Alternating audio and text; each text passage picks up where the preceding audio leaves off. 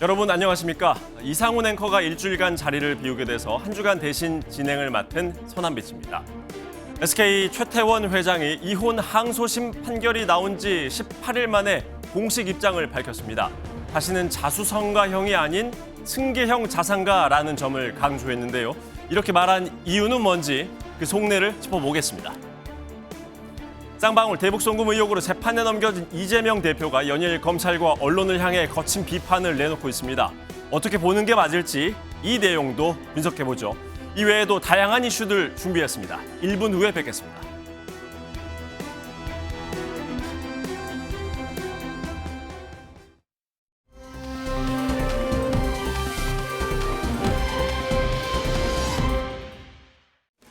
잃어버린 시간과 가정이 되돌릴 수는 없겠지만 이 사건을 계기로 해서 가정의 가치와 사회 정의가 설 수 있는 그런 계기가 되었으면 하는 바람입니다.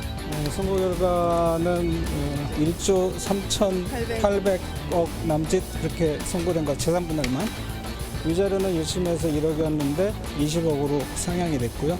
아주 훌륭한 판결이라고 그렇게 생각합니다. 잠시 긴급 안내 말씀드리겠습니다.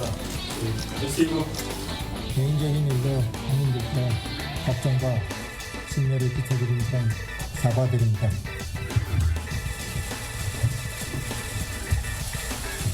사법부의 판단은 존중돼야 합니다. 하지만 저는 이번에 선고를 하기로 결심하였습니다. 이거 말고도 저희는 수많은 고비를 넘어왔습니다. 따라서 이번 고비라고 생각하거나 이런 문제점들도 저희는 충분히 풀어나갈 영역이 있다고 생각합니다. 네, 최태원 회장, 노소영 관장관의 항소심 재판 판결 나온 지 18일 만에 최 회장 측에서 전격적인 기자회견을 했습니다. 오늘 이 내용 자세히 분석해 보려고 하는데요. 오늘 발언 내용 분석해 보면 3심에 임하는 양측의 핵심적인 쟁점 그리고 전략 엿볼 수 있을 것 같습니다.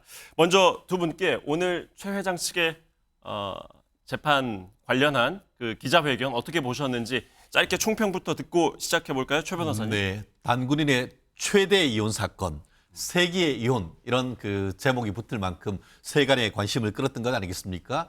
그러면서 지난 그 2주 전쯤 선고가 됐을 때에 과연 최태원 회장이 대법원까지 상고를 할 것인가 문제가 됐었었는데 오늘 본인 스스로 언론 기자회견을 통해서 법원의 판결은 존중하지만 내용 자체에 치명적 하자가 있기 때문에 이에 대한 새로운 판단을 받기 위해서 대법원에 상고를 한다라고 밝혔습니다. 예. 다만 이 부분과 관련해 가지고는 개인적인 이혼과 관련된 사건인데 이 SK의 회장이라고 할 수 있는 최태원 회장이 직접 언론에 나와서 브리핑한 것은 상당히 이례적인 것이 아닌가 싶은데요.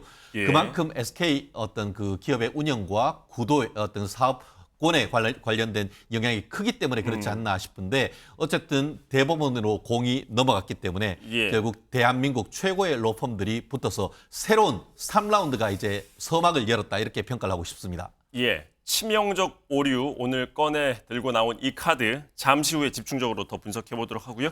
이경민 변호사님은 오늘 기자회견 어떻게 보셨습니까? 네, 물론 이제 이 사건에 있어서는 상고까지는 갈 줄을 알았거든요. 어쨌든 이제 상고는 무조건 이제 할 줄을 알았는데, 근데 이 상고를 하겠다라는 입장을 밝히는 게 최 회장이 직접 나와서 이렇게까지 할 줄은 사실은 좀 저도 이제 놀라긴 했습니다. 예. 그만큼 이 사건 판결에 있어가지고 이제 집중을 하고 있다라는 거를 좀 보여준 것 같고, 그리고 SK 입장에서도 이 부분에 대해서는 이제 개인을 넘어서서 회사의 그런 입장과도 관련이 있다라는 점을 조금 더 이제 드러내는 그런 입장이어가지고 예. 아무래도 상고심에서 이제 어떤 결과가 나오느냐에 따라서 지분 구조라든지 이런 부분에 있어서도 영향을 좀 줄 수 있는 상황이라서 이게 관심도가 이렇게 집중되고 있구나 이렇게 조금 판단하면 될 것 같습니다. 예. 세부 내용으로 들어가면 천문학적인 숫자인데다가 법리적으로는 쟁점이 아주 치열해서요. 좀 어렵습니다. 그런데 오늘 저희가 특별히 두 분의 변호사를 모신 만큼 좀 쉽게 쟁점들을 좀 분석을 부탁드려보겠습니다.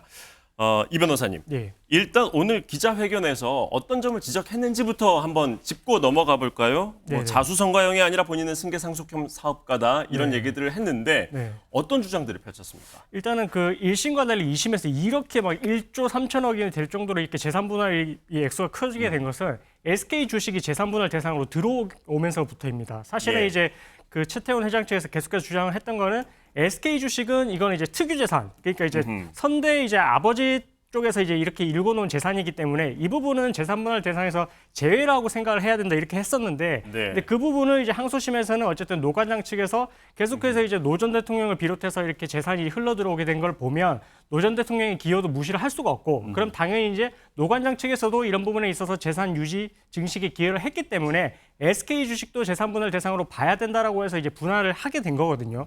근데 이 부분에 대해서 이제 SK 측에서 지금 말을 하고 있는 것은 지금 어쨌든 이 SK 주식의 이 전대 이 앞서서 이제 배경이 되는 대한텔레콤의 그 주식을 이야기를 안 할 수가 없고, 네. 그럼 대한텔레콤 주식에 따라서 이제 판단을 해봤을 때에는 그때 이제 그 선대 회장이 사망할 시점에 이르렀을 때에는 그때 가치가 어쨌든 항소심에서는 뭐 100원 정도밖에 안 된다라고 보면서 네. 12.5배 정도 이제 상승을 한 거다, 네. 이제 성장을 한 거다 이렇게 판단을 했고, 나머지는 최태원 회장이 이제 키운 것이다, 350배 정도 되는 그런 이제 이 SK그룹을 성장을 시킨 것이다 이렇게 주장을 해서 네. 최 회장 측에서 이제 어쨌든 이 재산분할 대상이 되는 부분에 대해서는 이제 최 회장의 기여가 컸다 이렇게 예. 보게 되면 당연히 이제 노 관장도 같이 이제 부부였기 때문에 이런 재산 유지 형식의 증식에 있어서 기여가 컸다 이렇게 이제 자연스럽게 이렇게 판단을 하게 되면서 항소심이 결정을 하게 됐는데, 예. 근데 이제 SK에서 주장을 하는 건 대한텔레콤에서 이제 그때 당시에 뭐 기여 부분에 있어서는 결국은 이제 주식이 액면 분할된 점을 고려를 하게 되면 1,000원 정도의 가치였고, 그렇게 되면은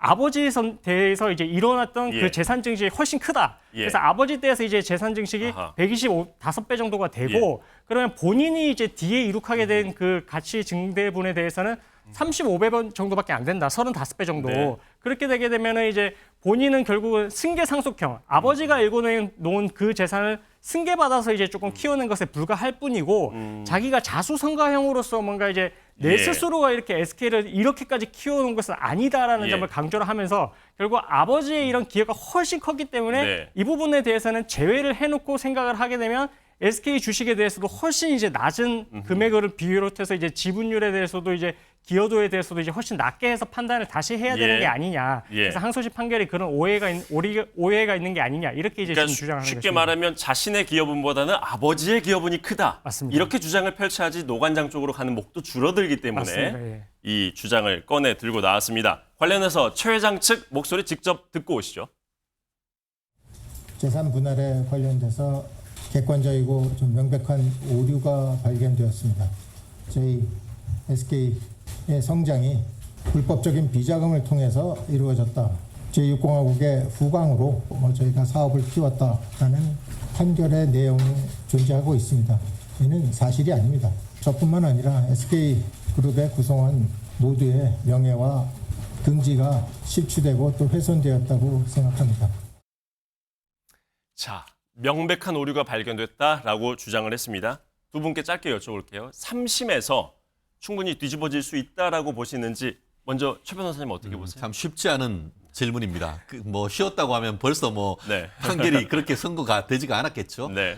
기본적으로 그 1심, 2심을 사실심이라고 하고 네. 대법원은 법률심이라고 합니다. 그렇기 때문에 사실관계 오류와 관련가 있는지 여부는 대법원의 판단 사항이 원칙적으로 예, 예. 아닙니다. 그렇다는 점에서 재산 분할 자체를 대법원에서 얼마나 다툴 네. 수 있을지에 대해서는 법조계에서는 정말 쉽지 않은 것이다라고 얘기하는 반면에 네. 대신에 이제 재산 분할 외에도 네. 위자료가 있지 않습니까? 예. 위자료는 아무리 보통 잘못했다 하더라도 뭐 1억을 넘지 않은 케이스가 적지 않은데 이번 케이스 같은 경우에는 여러 가지 사유를 들면서 예컨대 최태원 예. 회장이 헌법상 보장하고 있는 일부 일처제를 사실상 무시했다라는 네.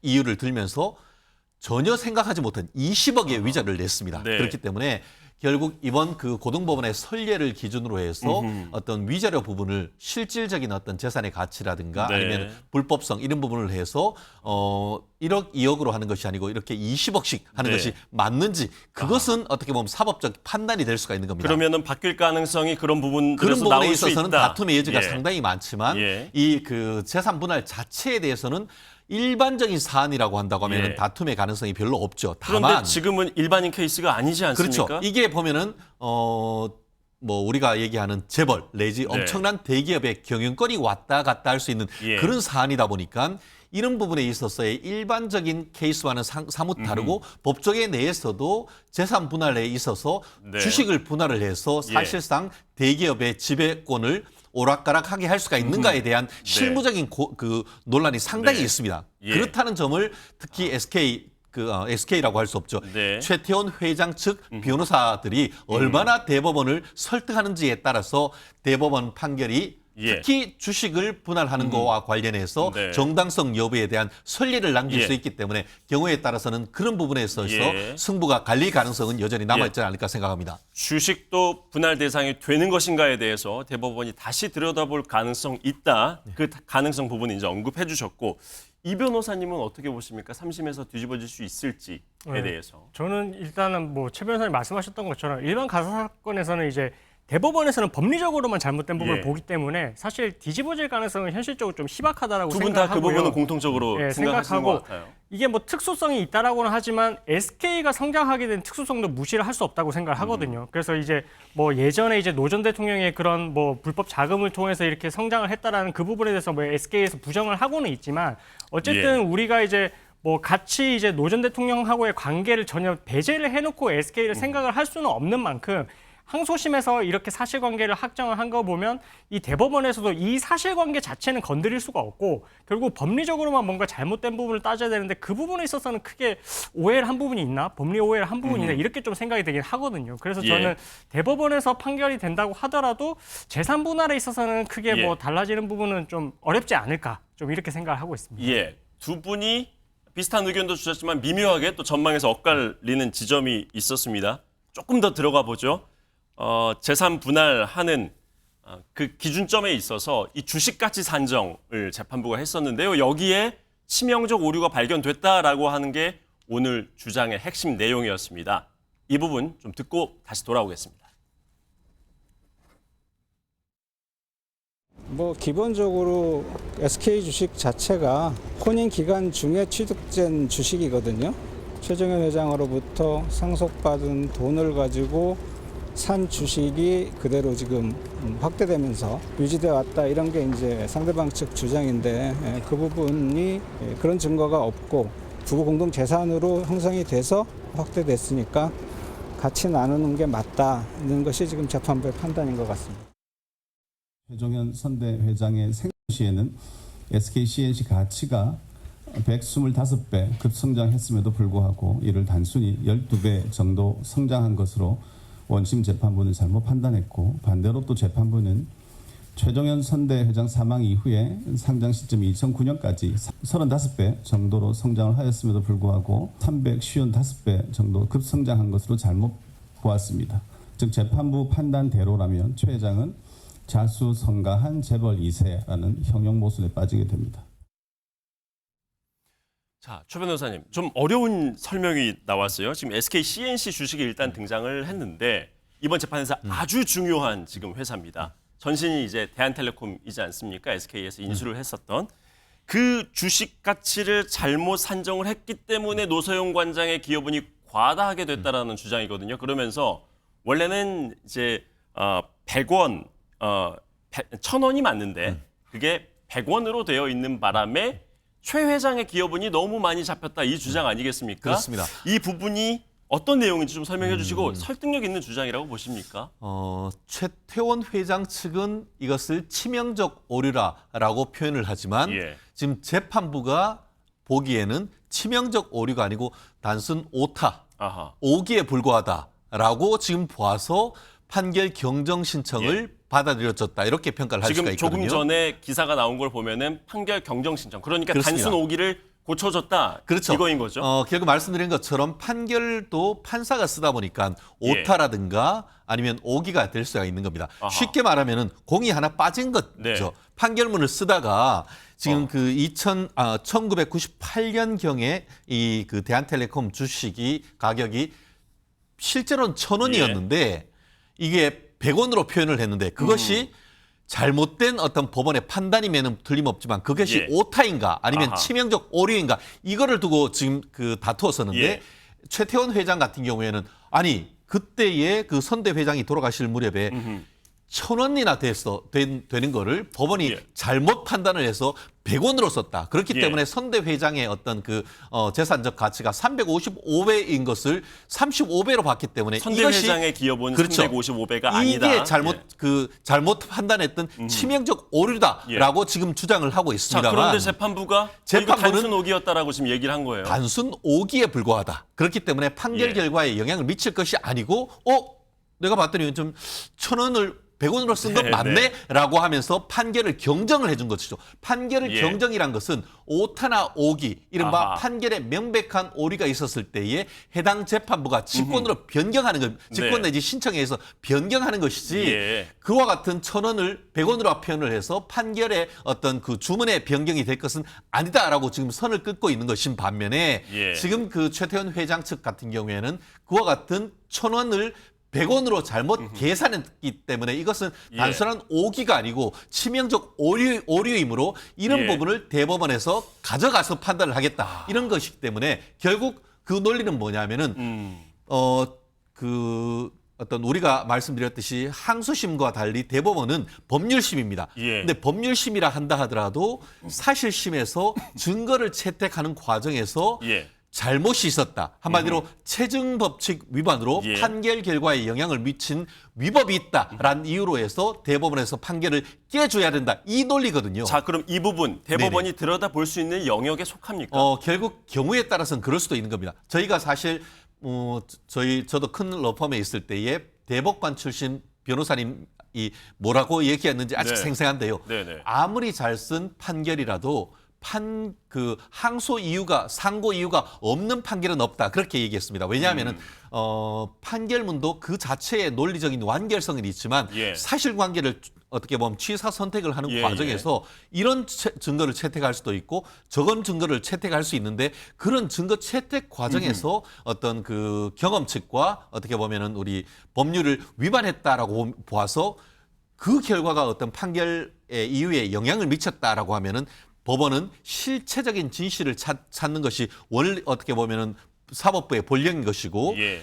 어떤 체증법칙을 증거를 채택을 잘못해서 어떤 부당한 결과가 어떻게 나왔다라고 할 경우에 따라서는 대법원이 사실심이 아니고 법률심이지만 예. 그런 증거 채택에 관련되는 법칙이 위반이 되어서 판결 결과에 영향을 미쳤다라고 하는 그런 대법원 파기환송 판결도 가끔씩 있습니다. 예. 그렇다는 점에서 이번에 이 최태원 회장이 얘기하고 있는 내용이 완전히 대법원 판결을 뒤집지 못할 그럴 근거 없는 주장이라고 단정할 수는 없습니다. 예. 다만 일반적으로 봤을 때는 그런 저희가 이제 그 사실심에서의 어떤 체증법칙 위반이 판결 결과에 영향을 미쳤다는 이유로 해서 대법원에 갔을 때는 10중 8구는 예. 심리불속행으로 기각됩니다만 예. 말씀드렸듯이 이 사안은 SK그룹의 어떤 경영권을 왔다 갔다 예. 할 수 있을 정도의 상당히 중요한 어떤 파장을 가지고 올 수 있는 부분이기 때문에 대법원도 그와 같은 그 최태원 회장의 주장을 쉽게 배척하기는 쉽지 않은 그런 상황이 아닌가 생각합니다. 예. 오늘 법원에 내놓은 그 입장을 보면 이걸 단순 오기에 가까운 판결 경정이라고 방금 설명을 해주셨는데 과연 이게 이제 단순 오기이기 때문에 3심에는 영향을 안 미칠지. 근데 오늘 SK에서는 아주 대대적으로 치명적 오류로 아주 큰 거를 발견한 것처럼 아주 큰 기자회견을 했단 말이죠. 네. 이 부분 어떻게 보세요? 근데 뭐 숫자로만 보면 정말 그렇게 보여지기도 합니다. 예. 그런데 이제 그 재판부에서 말을 했다시피 단순히 진짜 오기 그렇기 때문에 이제 경정을 하겠다, 예. 수정을 하겠다 이런 이제 입장을 나타낸 거거든요. 그러면서 주문에 있어서는 영향이 없다. 주문이라고 예. 하는 건 이 판결의 결과인데 피고가 뭐 얼마를 지급을 하고 이런 부분에 있어서는 영향이 전혀 없고 예. 그냥 이 숫자만 이제 단순 오기에 불과하다 이런 입장을 나타낸 것뿐이야. 잠시만요. 우리 제작진 이게 좀 숫자가 어려운 얘기가 나와서요. 그 아버지 그러니까 선대 회장 최종현 회장의 기여분 그리고 최태원 회장의 기여분 이 최 회장 측의 주장에 따라서 어떻게 달라지는지 아까 그래프 준비된 흐름이 영상에 나갔었는데 바로 저 화면입니다. 예. 저게 이제 최 회장 측의 주장에 따르면 지금 살구 색깔로 표현이 된 부분이 바로 이제 최종현 회장의 기여의 정도에 해당하는 것이고 예. 하늘색 부분이 지금 이제 최태원 회장의 기여분인데 지금 밑에 있는 하단의 아래쪽에 있는 게 오늘 꺼내둔 주장이거든요. 예, 그러니까 예. 아버지가 기여했던 분이 크기 때문에 예. 내 기여분은 작기 때문에 재산 분할될 수 있는 액수는 작다. 이건데 과연 이 숫자 자체를 근거로 해서 여기에 있는 나와 있는 숫자들을 근거로 해서 항소심 재판부가 판결한 건지 아니면 노소영 관장이 아니었으면 지금의 SK그룹이 있기 힘들다. 이런 판단을 했던 건지. 만약에 후자 쪽이면은 사실 오늘 기자회견이 큰 의미가 없을 수도 있는 거 아니겠습니까? 네, 근데 어쨌든 뭐 일단 구조 자체는 뭐 지금 최태원 회장의 그런 노력보다는 아버지의 그런 이제 뭐 그런 후광을 받아서 이렇게 이제 진행이 됐던 게 더 많다라는 그런 프레임으로 가려고 하는 것 같긴 하거든요. 근데 어쨌든 노소영 관장 측에서 주장을 하는 건 SK CNC의 주식 가치가 엄청나게 뛰지 않았냐. 결국 이 부분에 있어서는 결국 최태원 회장이 이제 이후에 SK를 지금 이렇게까지 성장을 시킨 게 맞고 그 과정에서 네. 본인도 이제 내조를 했기 때문에 내조와 기여가 있었기 때문에 이렇게까지 이제 SK가 성장할 수 있었던 게 아니냐. 이렇게 이제 주장을 하고 있는 부분이라서 예.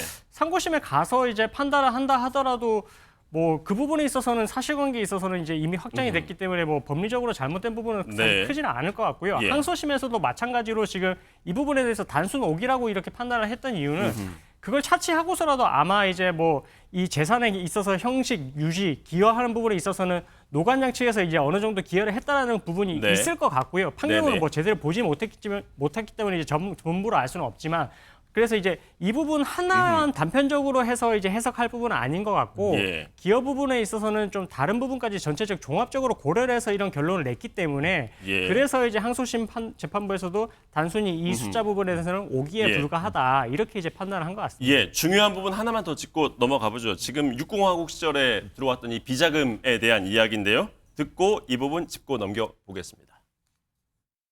재임하던 5년 동안 약 5천억 원의 통치 자금이 조성되었습니다. 주로 기업인들로부터 성금으로 받아 이 모든 책임은 전적으로 저에게 있습니다. 60 그 시기에 특혜 받은 것 과연 있을까? 전 생각나지 않습니다. 60 기간 중에 매출 성장이 SK가 10대 그룹 중에서 그 당시 SK는 이미 5위 그룹이었습니다. 이미 5위 그룹이었던 SK가 성장률은 9위에 그쳤다. 비자금으로 태평양증권 인수한 건 맞습니다. 이 부분은 60 비자금을 말씀하시는 게 아니었죠. 예, 그 부분 회사에서 그랬다는 것이고 아까. 자, 최 변호사님. 지금 육공화국 시절에 우리가 혜택받은 게 뭐가 구체적으로 있느냐. 이 비자금 유입의 영향 부분도 반박을 했거든요. 이 부분도 뒤집힐 수 있을까요?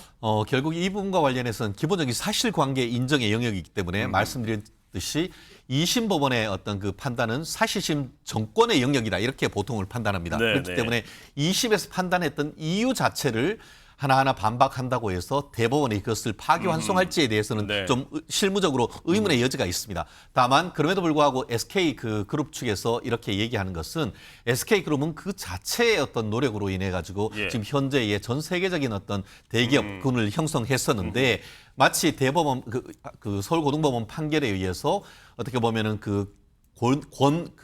어떻게 보면 그 권력과 네. 재력이 어떻게 보면 서로 이렇게 짬짬이를 해가지고 SK그룹의 토대가 됐다라는 네. 것에 있어서 SK그룹의 어떤 그 명예에 큰 중차대한 어떤 영향이 있기 때문에 이 부분에 대해서 사실을 밝히는 것은 영구 보존되는 판결문 취지에 비춰서 굉장히 중요하다라고 판단을 하는 것 같습니다. 예. 다만 이 부분과 관련해 가지고 제가 일부 판결을 언론에 나오는 걸 보면은 네. 예컨대 이제 그 노태우 대통령의 그 사모님 그러니까 그 노소영 관장의 어머님의 어떤 네. 메모라든가 네, 네. 그 당시 있었던 약속음 이런 부분에 대해서는 지금 판결 이유에서 볼 때에 최태원 회장도 그와 같은 약속음의 그 진정 성립에 대해서는 다 인정했다고 판결문에 나오고 있습니다. 그렇기 예. 때문에 그런 부분과 관련해서 어떤 자금의 유입 경로에 대해서 다툼이 있을지는 모르지만 증거 자체를 대법원에 가서 그것을 다시 어떻게 보면 증거 능력을 평가받기에는 현실적으로 어려운 점이 예.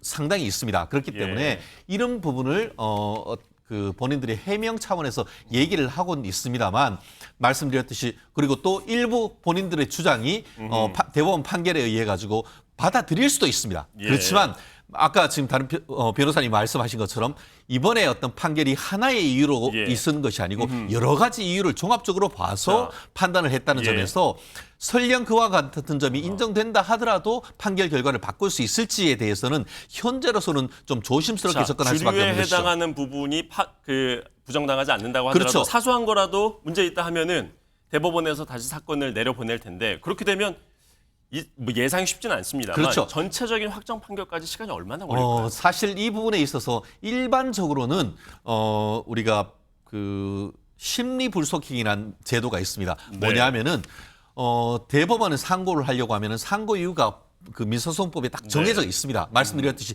법리적으로 뭔가 문제가 있다는 그런 부분이 있어야 되는데 네. 그렇지 않은 상고 이유서 100장을 내도 그것이 어떤 대법원 적법한 상고 이유가 되지 않을 경우에는 예. 3개월 만에 심리 불속행이라고 해서 상고 이유가 없으니 기각입니다라고 해서 달랑 한 장의 대법원 판결을 받습니다. 변호사로서는 그런 판결을 받았을 때 가장 무기력한 어떤 그 느낌을 받지 않을 수 없는데 다만 이 사건은 말씀드린 네. 것처럼 한 기업의 그 경영권을 좌우할 수 있는 그런 중대한 부분이 있기 때문에 3개월 만에 심리불속행 결과를 낼 가능성은 네. 그리 높지는 않습니다. 다만 그럼에도 불구하고 일반적인 법리 원리 원칙으로 한다고 할 경우에는 3개월 그 대법원에 넣어서 3개월 만에 끝날지 아니면 3개월이 넘어간다 할 경우에는 사실 그 다음부터는 예. 변호사한테 묻지 마십시오. 그거는 신의 영역입니다. 언제 그 대법원 판결이 나올지는 네. 알지 못하는 영역으로 가기 때문에 예.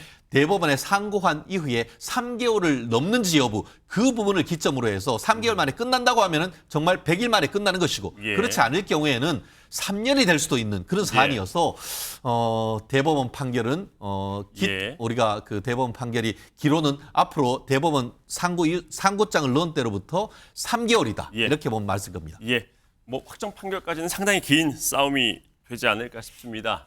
다음 이슈 보겠습니다. 가수 김호중 씨 관련한 내용인데요. 영상 보고 이 부분도 이어가 보죠. 김호중 씨 오늘 조사에서 경찰이 어떤 말씀하셨습니까? 그다음도 뭐 죄인이 무슨 말이 필요하겠습니까? 메모리 카드 직접 제거하신 건가요? 하고 사고 현장 직후에 떠나신 이유 뭔가요?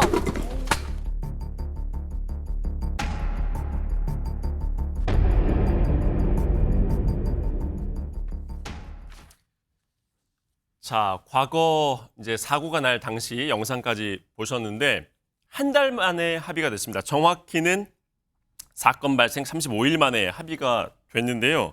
이게 오래 걸린 거라고 봐야겠죠. 보통은 교통사고 같은 거 나면 예. 좀 뭐 경중에 따라서는 좀 다르겠습니다만은 뭐 짧으면 뭐 바로 다음 날도 막 합의가 되는 경우들이 있잖아요. 그렇죠. 이제 교통사고 같은 경우에는 뭐 사건이 좀 중한 사건은 보통 아니어가지고 네. 좀 합의가 조금 빠르게 되는 편이고 보통 합의를 진행을 할 때 뭐 경찰한테 이제 뭐 합의를 진행을 하고 싶으니까 피해자 측이 이제 이야기를 해서 제 연락처를 전달을 해달라 뭐 이런 식으로 이제 보통 해서 합의를 많이 진행을 하게 보통은 되는. 사고가 좀 클수록 합의가 빨리 됩니까? 어떻습니까? 사고가 좀 크면 이 피해 가치를 조금 더 산정을 해야 되기 때문에 더 걸려요, 조금 시간이? 더 걸리긴 합니다. 그래서 아. 지금 경찰에서도 주장을 하는 거는 피해자가 2주 정도 진단을 받았다고는 네. 했지만 아직까지 그 피해가 뭐 더 커질 수도 있고 그래서 확정이 되지 않았기 때문에 뭐 본인들이 바로 이렇게 뭐 연락처를 전달을 할 수가 없었다. 뭐 예. 이렇게 이제 이야기를 하고 있거든요. 그래서 35일이라는 게 뭐 길다면 또 길 수는 있는데 어떻게 보면은 이제 뭐 수사 단계, 그러니까 경찰, 검찰 단계 안에서 이제 합의가 이루어지기는 한 거라서 막 마냥 길어졌다 이렇게 또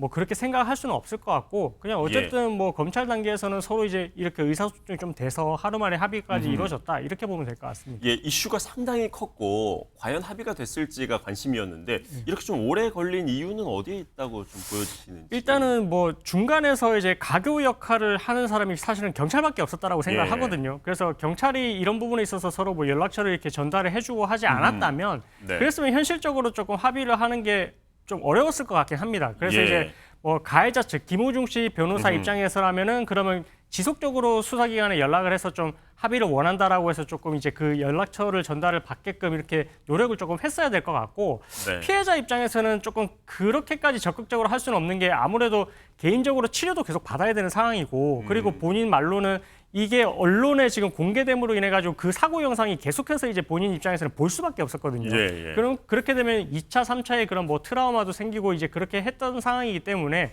그런 상황에서 피해자 입장에서 적극적으로 뭐 합의를 하기 위해서 이렇게 연락처를 빨리 전달해 주세요. 이렇게는 또 할 수는 없었을 것 같아서 예, 예. 중간에 있는 그런 뭐 경찰의 역할이 조금 더 중요했을 것 같긴 한데 근데 뭐 경찰이 뭐 중간에서 이제 합의를 꼭 이렇게 해줘야 되는 그런 또 의무가 있는 건 또 아니기 그렇죠. 때문에요. 네, 조사가 먼저니까. 그렇죠. 예. 그래서 이제 뭐 그런 부분에 있어서는 좀 서로 간에 좀 더 적극적으로 그렇게 했었으면은 조금 예. 더 빠르게 진행이 되지 않았을까 뭐 예. 그렇게 생각하고 뭐 있습니다. 합의라는 건 사실 두 사람 간에 뭐 만나서든 통화로든 이렇게 하는 일이기 때문에 우리가 정확한 건 알 수 없습니다만은 그냥 알려진 내용만 가지고 추정을 하는 것뿐이에요. 근데 이제 경찰이 연락처를 알려주지 않았다. 보통의 경우에는 그렇게 하나요?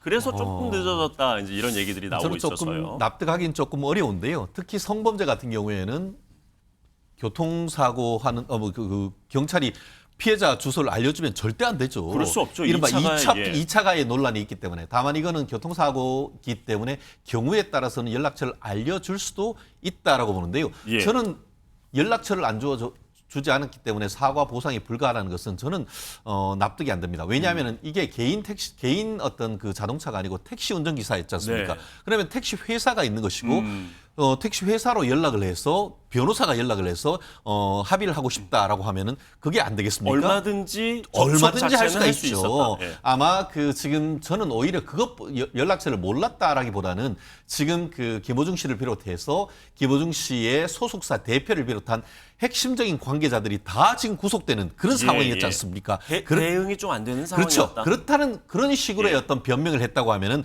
오히려 우리가 그 충분히 납득하고 재판장님도 납득할 수 있는데 경찰이 어떻게 보면 연락처를 안 줘가지고 합의를 하지 못했다는 것은 마치 본인은 연락해서 뭘 노력을 했었었는데 경찰이 협조해주지 않아서 합의를 못했다라고 해서 경찰을 비난하는 듯한 그런 느낌이 있어서 예. 제대로 된 어떤 변론의 방향인지에 대해서는 상당히 의문이고요. 예. 더불어서 그럼에도 불구하고 어쨌든 어떤 피해자와의 개인적인 어떤 그 부분에 있어 가지고는 합의가 됐다는 사실 자체가 중요한 어떤 감경 사유로서 양형 사유로서 그 평가는 될 예. 겁니다. 다만 이번 같은 경우에는 범인 대피 교사 또 그리고 또 네. 그 특가법상 도주치상, 혐의가 여러 도로교통법상 개예요. 사고구 미조치 이런 부분은 개인적 법익에 관한 죄를 넘어서 사회적 법익에 관한 죄, 어떤 교통사고의 교통의 안전이라든가 공공의 안전 이런 부분이 있기 때문에 네. 이 범한 범죄의 어떤 그 보호하고자 하는 법익이라는 측면을 봤을 때는 네. 모든 어떤 합의를 한다고 해서 모든 죄가 탕감되느냐에 대해서는 지금으로서는 조금 예. 의문이 남아있다 이렇게 합의를 보입니다. 했다고 하더라도 받고 있는 혐의 자체가 좀 중하기 때문에 네네. 예, 이게 처벌 피하기는 쉽지 않을 단순히 것이다. 폭행이라든가 아니면 명예훼손이라든가 이런 네. 부분은 합의하면은 사실 취하할 수도 있는 부분이죠. 그렇지만 소추하를 하면. 이걸 통해 가지고 어떤 그 사법부에 대한 어떤 존중이라든가 어떤 사법 체계에 대한 어떤 신뢰 이런 부분이 많이 훼손되는 그런 부분에 대해서 예. 피해자와 합의한다고 해서 그런 부분이 아하. 어떻게 보면 복구되는 건 아니지 않습니까? 예. 그에 대한 법률적 책임은 아마 그 사법부 재판장께서 충분히 물으려고 할 네. 의도가 있지 않을까 싶습니다. 많은 언론 보도에서 그리고 법조계에서는 뭐 징역형 면하기가 쉽지 않을 것이다 이런 분석들이 나오고 있는데 최 변호사님의 전망은 어떻습니까?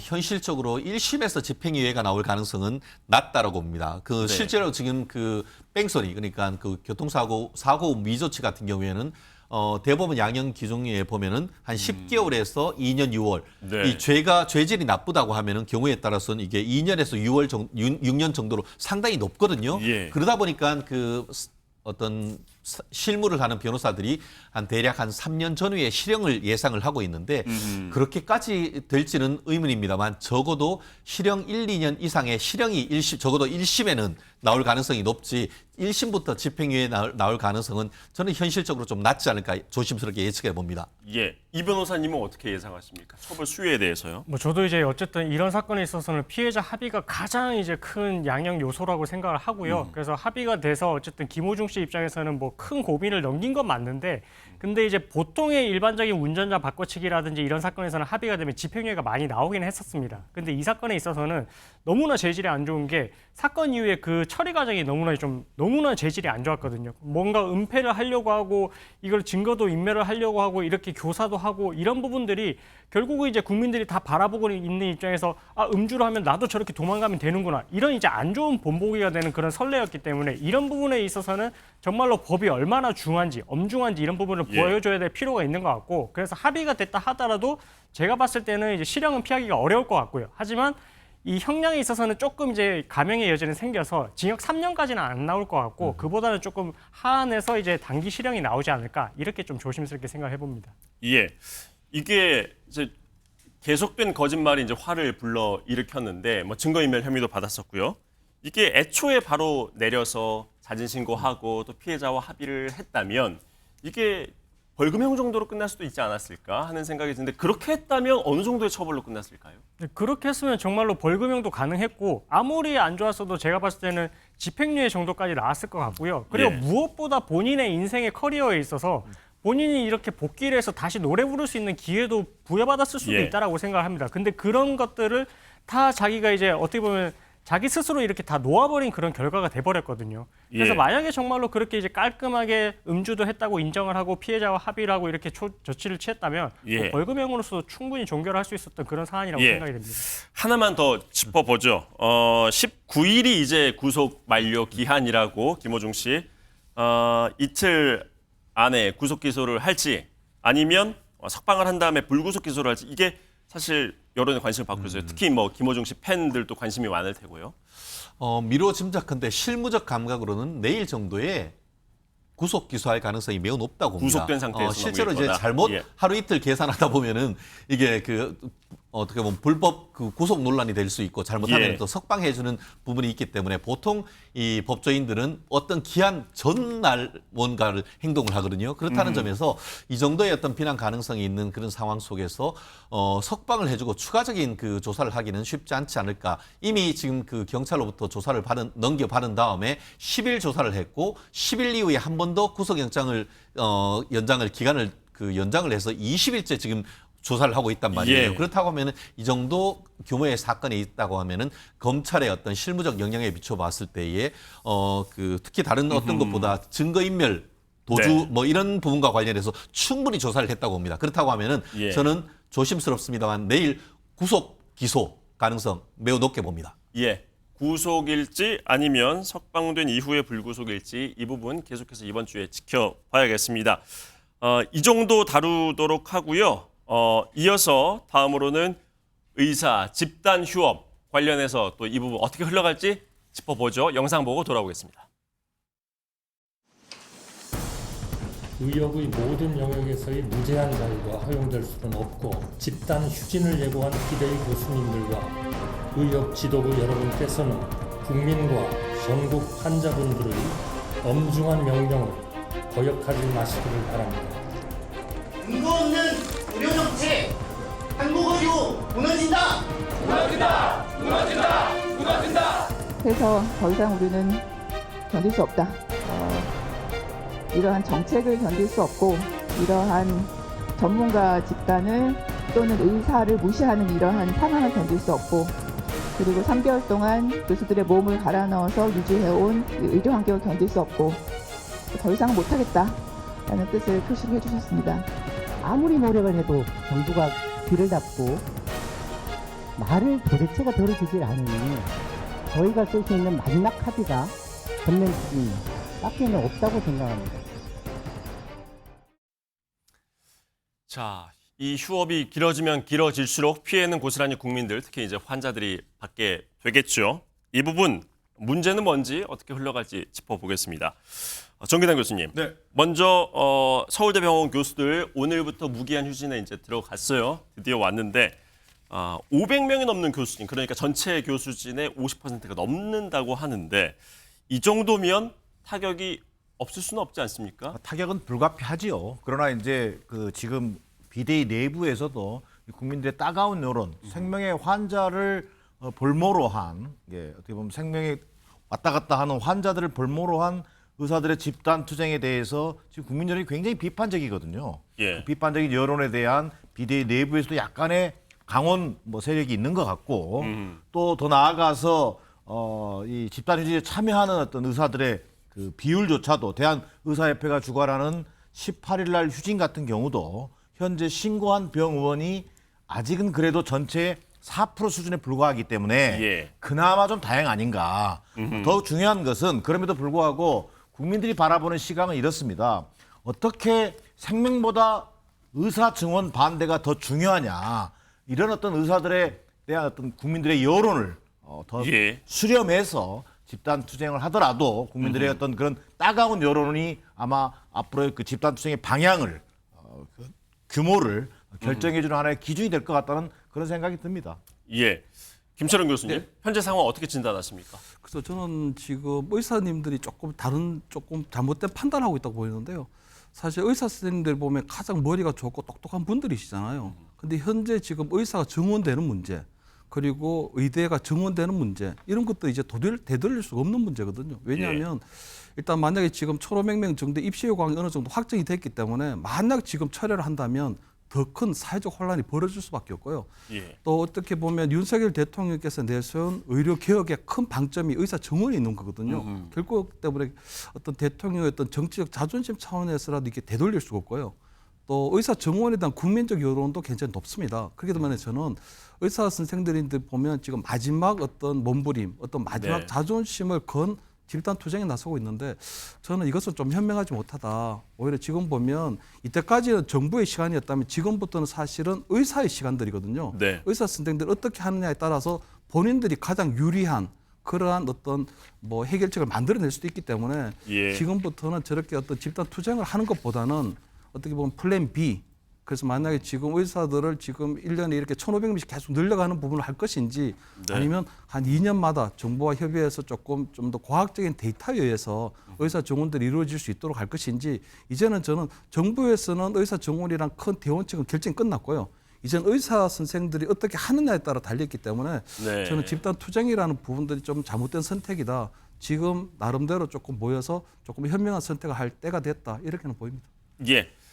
서울대 비대위에서는 뭐 전면 휴진이다, 아니다, 무기한 이야기라는 건 없었다. 이런 식으로 약간의 온도차를 보이면서 발언들이 나오고 있습니다. 직접 영상 보시고 이어가 보죠.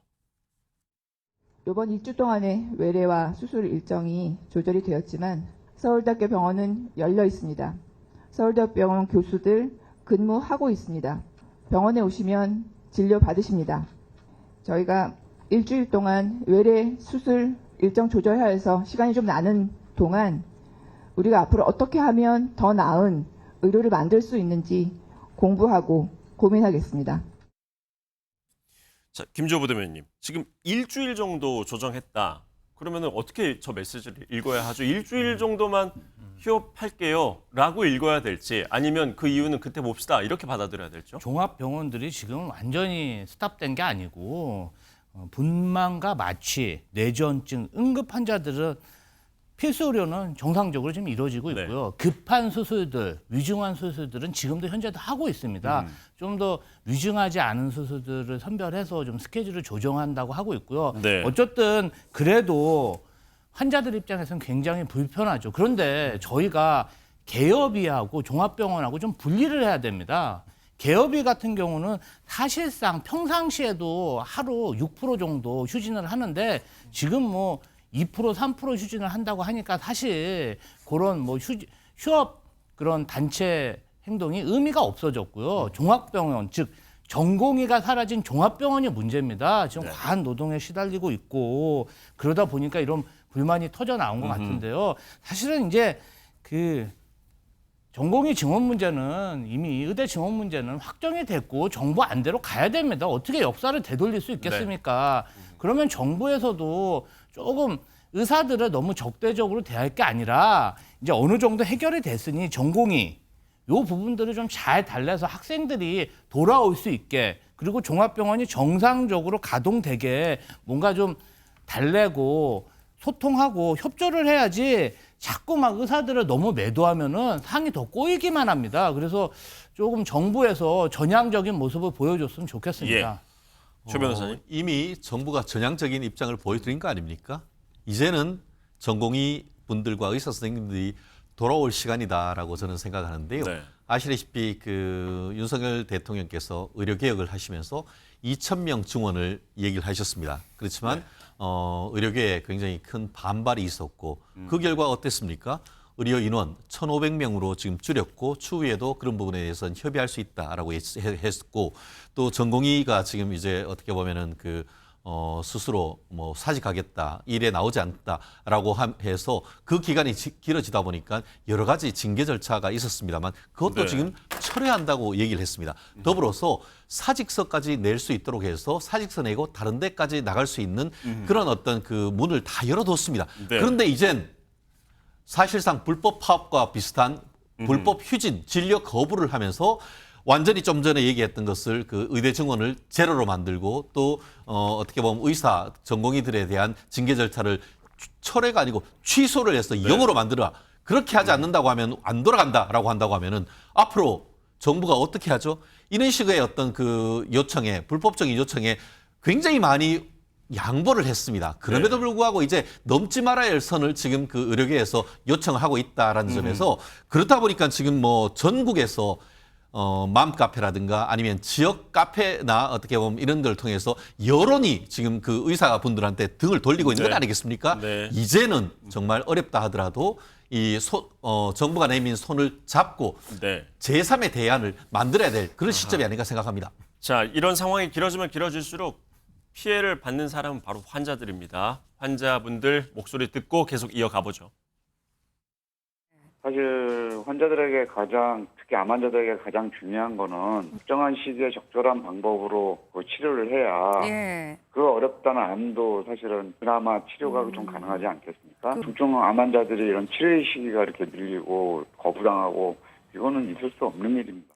그렇죠. 중증 환자나 희진 안치성 환자들에 대한 최선을 다하고 있기 때문에 걱정하지 말라는 얘기는 이거는 마치 손바닥으로 하늘을 가리고.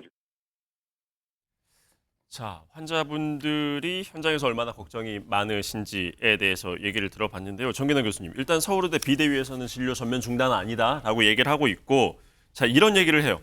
진료를 미뤄도 되는 수술, 진료, 이런 것들을 중단하는 거니까 문제가 크지 않을 것이다. 정말 그럴까요? 이러다가 한두 명 정말 큰 문제가 또 발생하고 기사화가 되면 또 달라질 것 같은데요. 그렇습니다. 이게 큰 문제가 안 될 거라고 하는 것은 그 바람이죠, 바람. 그러나 이게 환자의 목숨보다 더 중요한 가치가 없다라는 것을 생각한다면 만에 하나 불상사가 나면 어떻게 될 거예요? 그러니까요. 그걸 누구도 책임질 수 없는 상황이 된다는 거예요. 그런 부분에 대한 우려를 의료계 전문가들이 충분히 좀 숙지할 필요가 있겠다. 지금 이 환자들 입장에서는요, 특히 암 환자들 같은 경우는 제때 치료받지 못하는 것에 대한 그 불안감, 그 스트레스가 굉장히 클 수밖에 없거든요.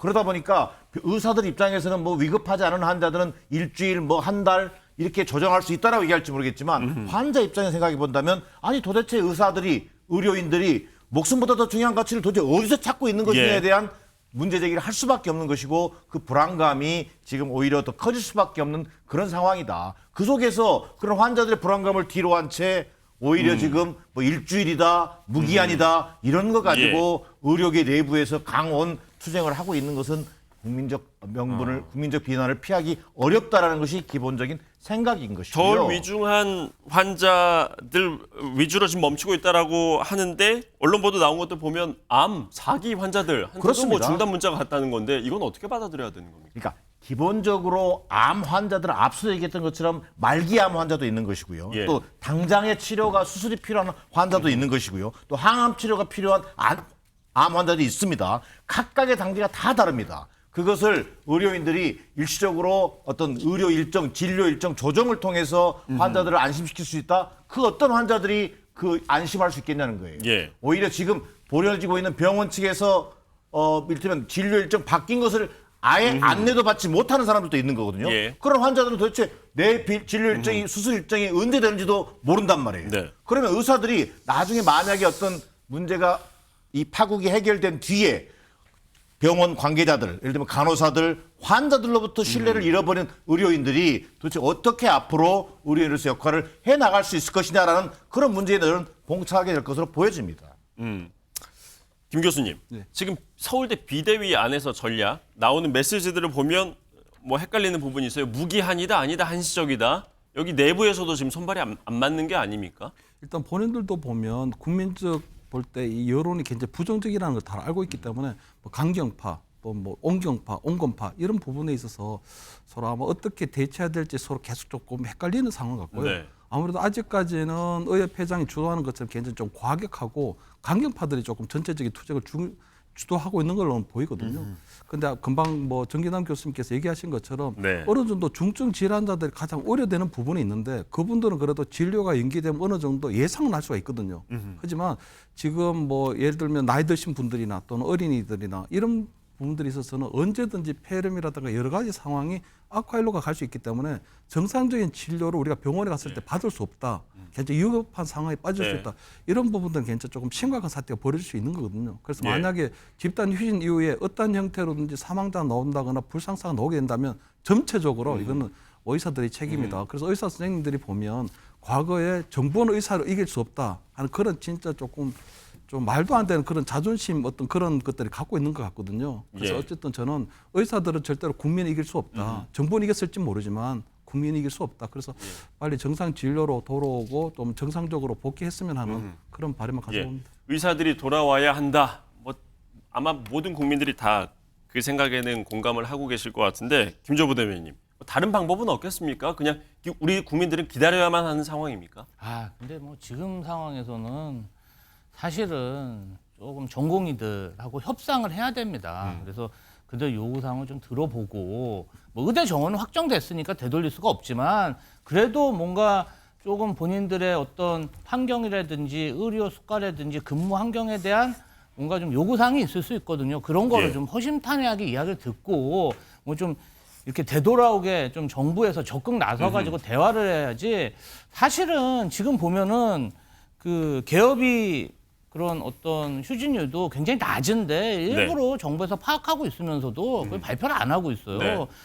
뭔가 좀 갈등을 좀 더 조장해갖고 국내 환경에서 좋을 게 뭐가 있습니까? 환자 가장 피해를 보는 건 환자거든요. 정부가 이렇게 고집만 피울 게 아니라 좀 따뜻하게 대화를 먼저 제의하고 뭔가 다독이면서 돌아올 수 있는 그런 여건을 만들어주는 게 중요하다고 생각합니다. 정부도 다가가야 할 텐데 우리 최 변호사님, 정부에서는 지금 병원장들한테 이 집단 휴직으로 인한 손실이 발생하면 구상권 청구도 검토하라 이런 요청까지 했는데 이게 법적으로는 가능해 보입니까? 그렇죠.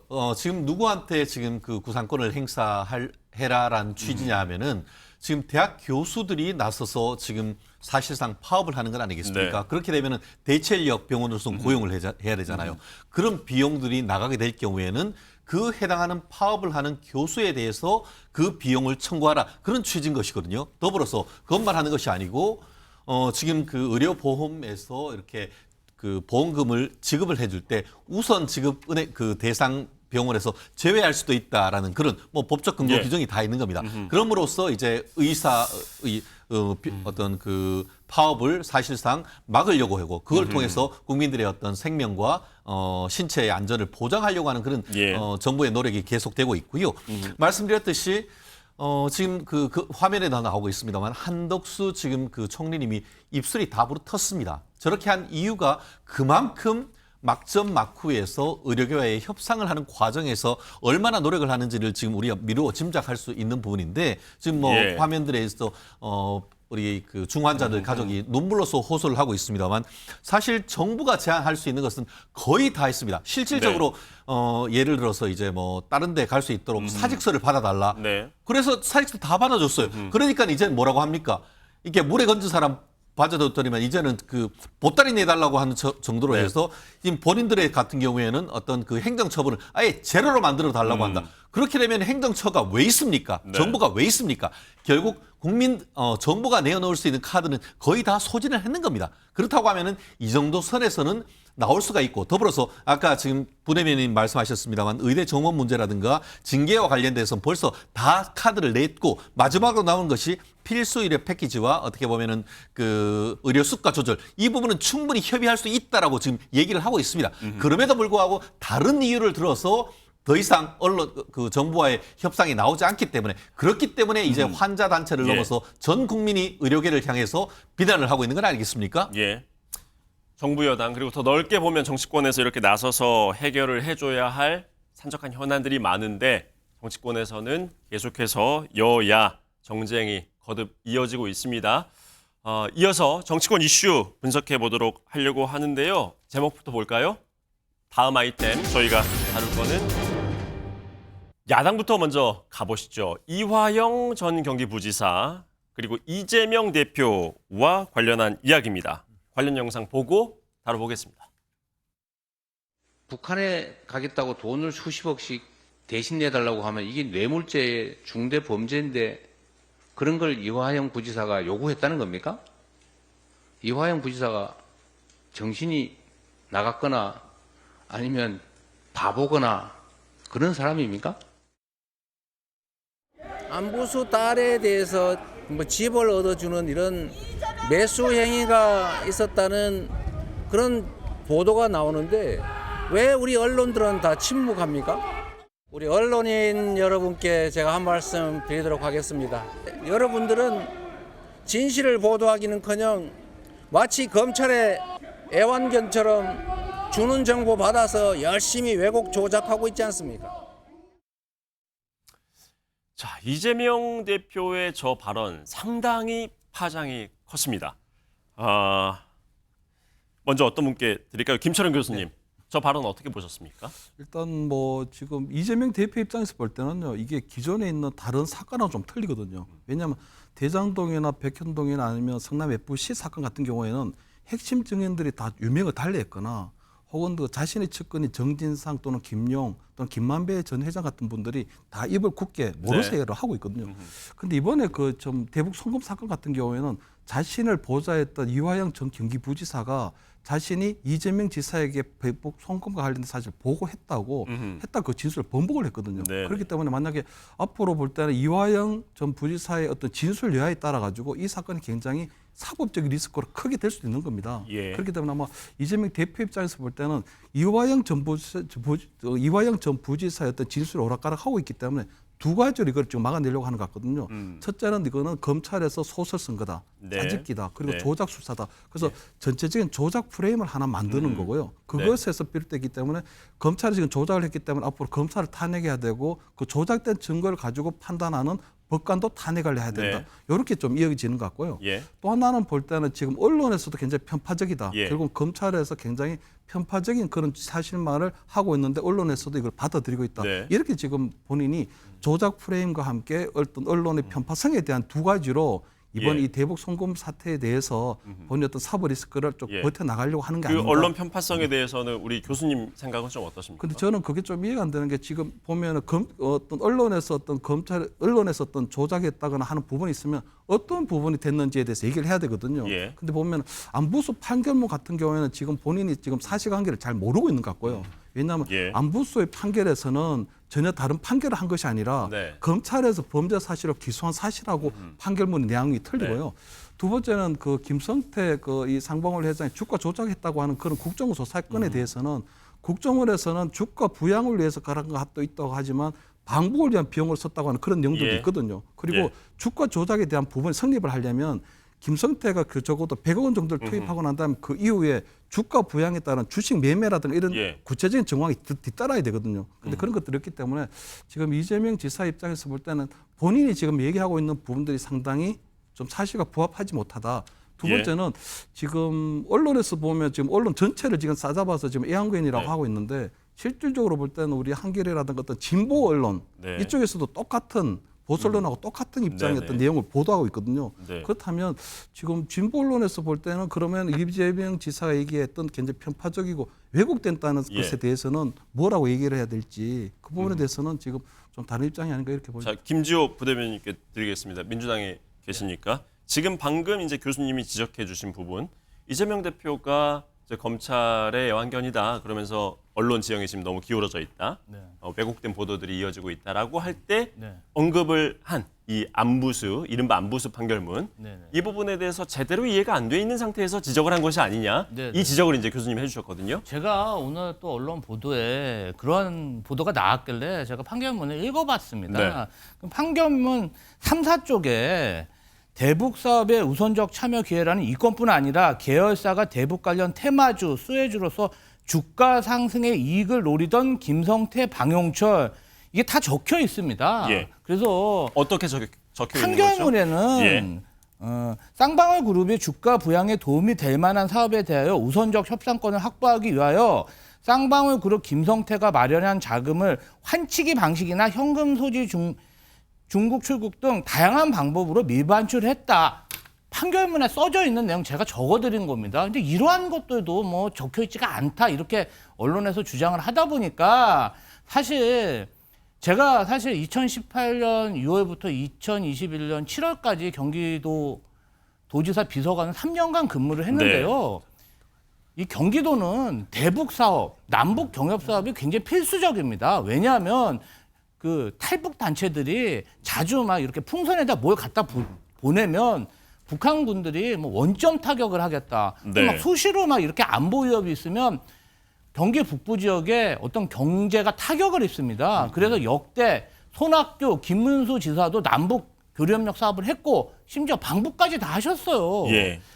아니 이런 정상적인 경기도 남북 교류협력 사업에 갑자기 쌍방울 보지도 못한 쌍방울을 갖다 붙여가지고 예, 예. 쌍방울이 돈 지급한 거 왜 경기도에 연결지는지 저희가 좀 이해가 안 갑니다. 조금 전에 우리 부대변인께서 언급해 주신 판결문은 그 안부수 회장의 네, 작년 네. 1심 판결문 적혀 있습니다. 3페이지, 3, 4쪽에. 4페이지. 예. 혹시 그 부분에 이제 쌍방울의 대북 송금 동기에 대한 부분도 법원이 혹시 판결문에 담았던가요? 아니 그러니까 그 표현을 하면서 적혀 있어요. 네. 이 왜 이렇게 했는지에 대해서 적혀 있기 때문에 근데 그게 안 적혀 있다. 예. 뭐 이렇게 얘기를 하니까 제가 그래서- 질문을 드린 이유는 예. 이제 그 대북 송금 동기가 무엇이냐 이게 이제 핵심 쟁점에 해당하는 부분이기 때문에 네네. 그 부분이 이제 판결문에 담겼냐 아니면 그 부분은 담기지 않았냐 뭐 이런 부분이 중요한 아니 부분이지 적혀 않겠습니까? 있는데 예.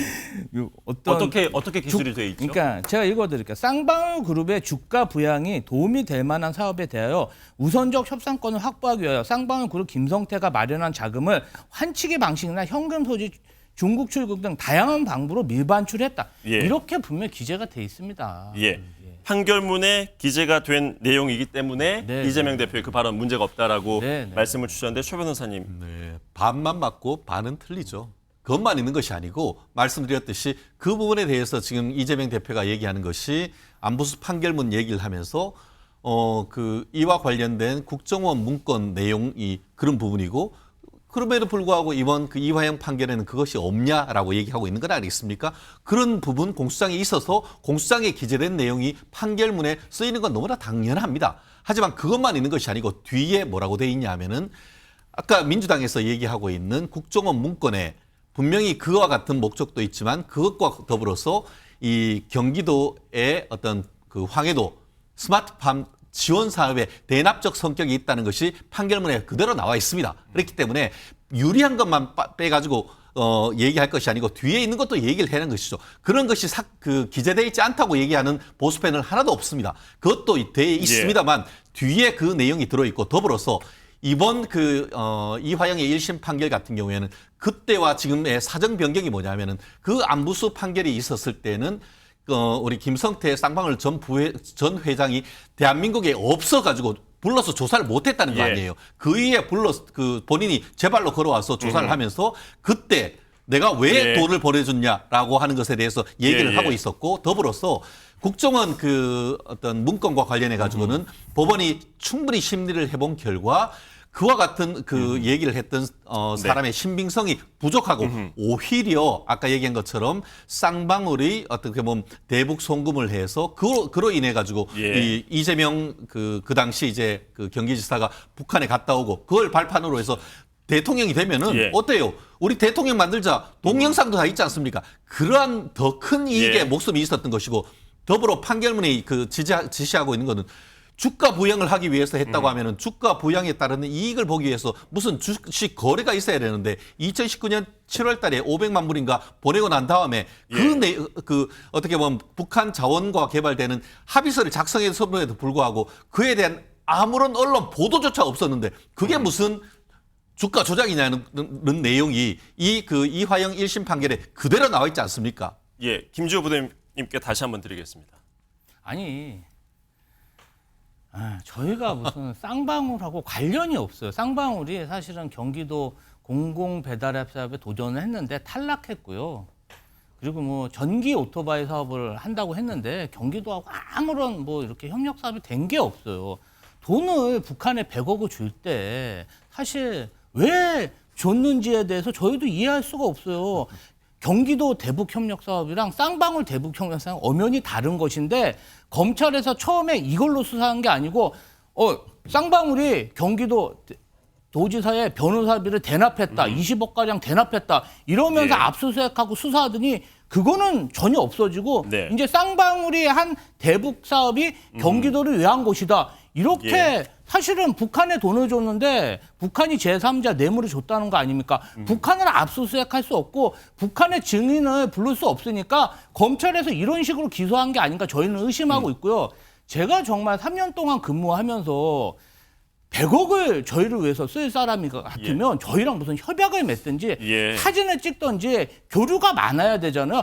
경기도청에서 쌍방울 인사를 본 적이 없어요. 자, 아까 우리 김주호 부대님께서 경기도에 근무하셨던 게 연도가 몇 년도라고 하셨죠? 18년 7월부터 21년 1월까지입니다. 자, 그러면 이 이른바 대북송금 사건에 걸쳐 있는 그 기간에 이제 근무를 하셨기 때문에 누구보다 이제 당시 상황은 아마 그 내부 상황을 잘 아실 건데 전혀 쌍방울은 지금 관련이 없는 경기도와는 그런 기업이다라고 말씀을 주셨거든요. 한 번 더 드리겠습니다. 이렇게 얘기를 드릴게요. 그렇게 얘기하고 이재명 대표는 나와 쌍방울의 인연은 속옷 하나 사입은 것밖에 없다라고 얘기를 하고 있습니다만 이번 1심 판결에 있어가지고 김성태 회장이 2019년 1월 달에 심양에 가가지고 같이 이화영과 북한 측 인사들과 얘기를 하고 할 때 실제로 전화를 했다는 사실을 안부수 회장을 비롯한 다른 객관적 증거를 통해서 인정을 했고 그 이후에 2019년 9월 10월이었습니까? 한국이 아닌 이 필리핀 마닐라에서 그런 그 행동을 할 때도 전화를 하고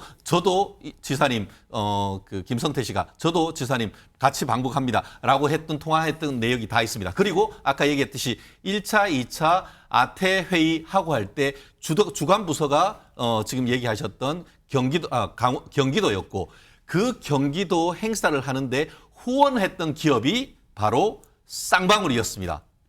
아무 관계가 없습니까? 그러면 변호사님, 자 전화를 정치인이 누가 바꿔준 전화를 2번 했다고 해서 100억을 유엔 제재가 있는 100억을 북한에 준다는 게 말이 되는 얘기입니까? 제가 그 부분에 아니 그럼 전화만 하면은 그냥 이게 사실 사업가가 100억 원이 적은 돈이 아닌데 아무런 영수증도 없이 그냥 그렇게 100억을 준다는 게 상식적으로 맞습니까? 아니 심지어 쌍방울은 북한한테 돈을 주고 영수증을 받았어요. 그럼 저희한테 종이 쪼가리라도 하나 받아야 되는 게 상식 아닙니까? 저는 좀 이게 이해가 안 갑니다. 그게 이른바 화이트칼라 범죄의 전형적인 수법인 것이죠.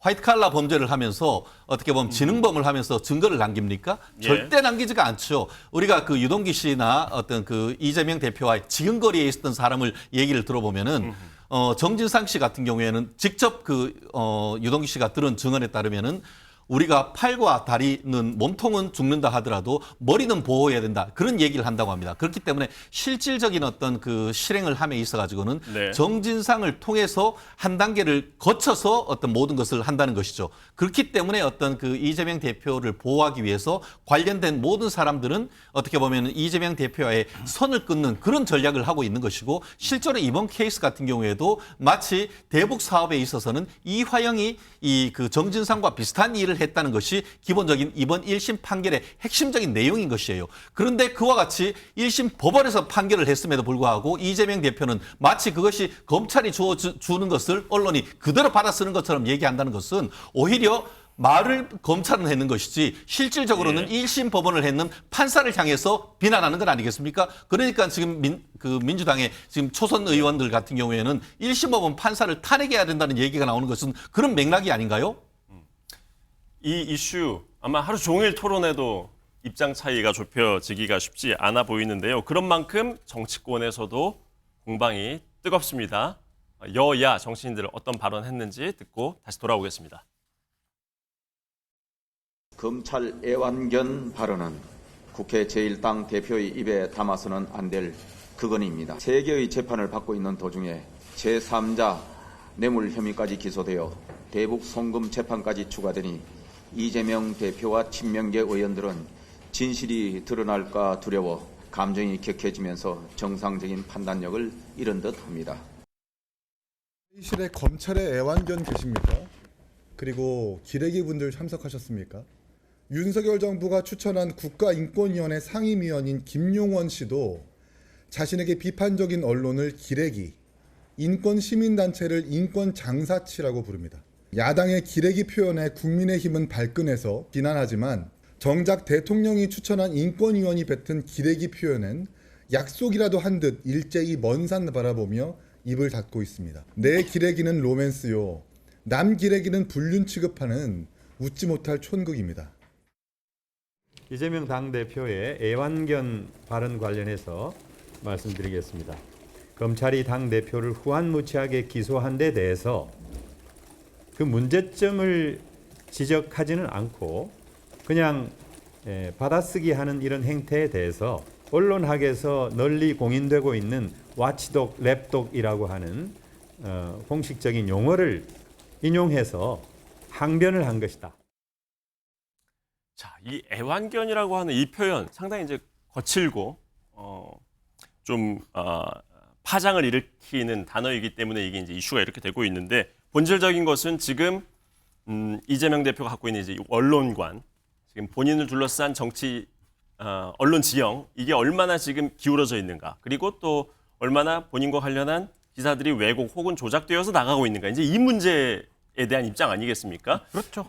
어떻게 보십니까? 이재명 대표 입장에서 상당히 지금 격앙된 입장인 것만은 분명해 보여요. 왜 그러냐면 말도 안 되는 이재명 대표 입장에서 본다면 이 대북 송금 사건이라는 게 검찰의 엄청난 조작 사건인데 이것을 사법부가 사실상 1심 재판부가 인정한 상황이 돼버렸단 말이에요. 그런 상황에서 언론 또한 그 판결 또는 기소와 판결 과정에서의 어떤 여러 가지 예상되는 문제점이 노출된 문제점이 있었단 말이죠. 그게 좀 전에 충분히 거론됐던 이를테면 동일한 법원에서 동일한 판단이 나온 게 아니라 다른 판단이 나온 거란 말이에요. 네. 그런 것에 대한 어떤 문제점이라든지 또 우리나라 최고의 정보기관이라고 하는 국정원에서의 어떤 정보 문건, 이 재판에서 증언으로 채택했음에도 불구하고 일체 재판 과정에서 그것이 무시된 점, 이런 것들에 대한 좀 균형 있는 보도를 통해서 우리 국민들이 이 대북 송금이라고 하는 것이 윤석열 정권의 검찰에 의해서 어떻게 기소되고 재판이 되겠구나라고 하는 것을 균형 있게 판별할 수 있도록 해줘야 되는데,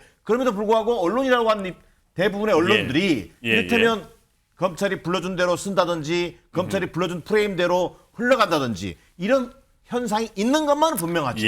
자, 그런데 이 자체를 놓고 대표 입장에서 전 언론을 상대로 해서 이걸 검찰의 애완견이다라고 규정한 것에 대해서는 나름대로 부적절하다든지 또는 너무 과한 발언 아닌가 이런 지적이 있을 수 있겠지만 지금 그런 행태가 벌어지고 있는 것에 대한 분명한 문제 제기했다는 차원에서는 저는 얼마든지 우리가 정치권이라든지 언론계에서도 논의는 필요해 보인다. 저는 이렇게 보여집니다. 그 부분을 좀 더 짚어보죠. 동일법원에서 다른 판단이 나온 부분, 이게 이제 안부수 회장에 대한 판결 내용과 이화영 전 부지사에 대한 판결 내용, 이게 모순된다. 이제 그 말씀과 지적이실까요? 그런 거죠. 그러니까 예를 들면 안부수 아태 평화교류협회장인가요? 이 건을 맡았던 서울중앙지법의 재판부에서는 1심에서 뭐라고 했습니까? 대북 송금을 쌍방울의 주가 부양용이다라고 판결한 것이 있단 말이에요. 그것을 환기시켜 준 거죠. 그리고 또 하나는 쌍방울의 대북, 앞서 얘기했던 것처럼 국정원의 정보 문건이라고 하는 것을 충분히 제기됐던 것인데 여기에 대해서는 일체 재판 과정에서 이걸 채택하지 않았던 점, 이런 것들의 문제점을 이재명 대표 입장에서는 충분히 제기할 수 있는 것이다. 그런 것들이 왜 사법부 검찰 과정에서 기소가 됐고 또 사법부는 이것을 명백하게 하나의 어떤 재판의 증거로 채택하지 않았던 문제점은 있는 거 아니냐, 이걸 제기하고 있는 것이라고 제가 봐야겠죠. 질문을 드린 이유는 법조계에서는 그 두 개의 판결이 모순된다? 아니다. 그렇지 않다. 양립할 수 있다. 뭐 이런 지적들이 나오고 있어서 질문을 드렸고요. 최 변호사님. 사실관계와 관련해서 저는 이재명 대표께서 직접 이화영의 1심 291쪽짜리 판결문을 반드시 좀 읽어봤으면 좋겠습니다. 지금 정기란 교수님이 말씀하시는 것은 판결문과 전혀 다른 말씀을 하고 있기 때문에 팩트 확인차 제가 말씀을 드리는데요. 지금 이재명 대표 측 같은 경우에는 그 국가의 중요한 기관인 국정원의 보고서가 있음에도 불구하고 그거에 대해서 완전히 무시하고 아무런 판단을 하지 않았다고 하는데 판결문을 읽어보지 않았다는 말씀이나 다름없는 것이에요. 무슨 말씀이냐?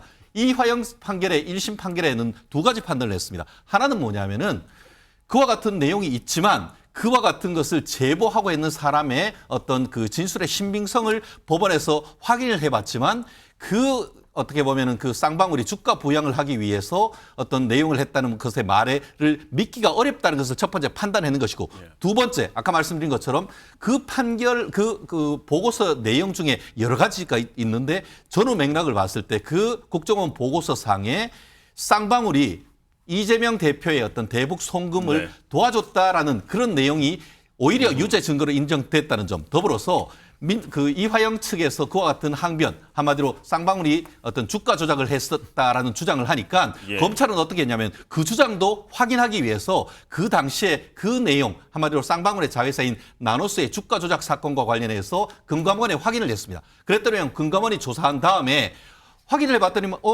이게 그 나노스의 어떤 그 주가 조작은 2018년 4월 달에 있었었는데 실제 지금 그 대북 사업이 그 경기도의 대북 사업이 시작된 것은 2018년 9월 이후 그러니까 문재인 대통령이 북한에 갔다 온 이후에 시작됐기 때문에 그것이 아무런 관련이 없다. 결국 나노스와 관련되는 쌍방울의 어떻게 보면 주가 부양 사건과 이 사건은 관련이 없다라고 판단을 했는 내용이 이 판결 너무나 자세하게 되어 있습니다. 그렇기 때문에 판결을 제발 좀 읽고 나와서 얘기해 주시면 좋겠습니다. 이재명 대표가 이제 재판이 4개가 돼서요. 다른 이야기 하나만 짧게 짚어보죠. 위증교사 혐의 관련한 재판 이야기인데요. 국민의힘 쪽에서 오늘 기자회견을 하면서 위증교사 혐의 증거가 확보됐다라고 하는 주장을 꺼내 들고 나왔습니다. 보고 돌아오시죠.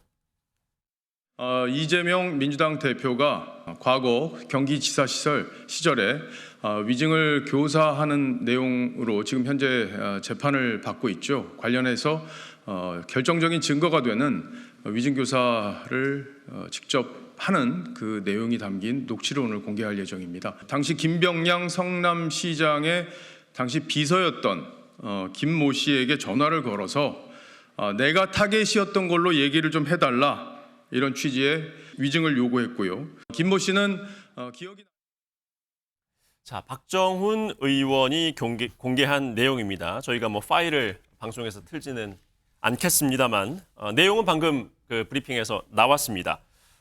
매우 정치적 배경이 있었던 사건이었다는 점 뭐 이런 걸 얘기해 주면 좋을 것 같다.